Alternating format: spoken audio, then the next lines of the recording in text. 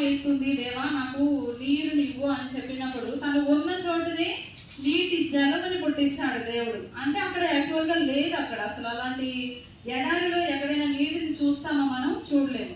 అయినా కూడా నా దేవుడు చేయగలడు అని దేవుని విశ్వాసం నుంచి నమ్మకంతో అడుగుతాడు. దేవుడు అక్కడ నీటి జలమును పుట్టిస్తాడు అన్నమాట. తన దాహాన్ని తీర్చుకున్న వాడిగా ఉంటాడు. అంటే మన దేవుడు ఉన్నది లేనట్లుగా, లేనిది ఉన్నట్లుగా చేయగల గొప్ప సమర్థుడైన దేవుడు. అలాంటి దేవుని మనం కలిగి ఉన్నందుకు ఎంతైనా ధన్యులమై ఉన్నాము. అయితే దేవుని కార్యాలు చూసిన వాళ్ళు ఎవరైనా ఉన్నారా అంటే అలానే ఉన్నారా? ఈరోజు మన పరిస్థితులు కూడా ఇవి జరగకుండా ఉన్నాయి, ఇలానే ఉన్నాయి. ఏం దేవుడు ఎన్నిసార్లు ప్రార్థన చేసినా, ఎంత ప్రార్థన చేసినా, ఎంత విశ్వాసం ఉంచినా కార్యాలు జరగకుండా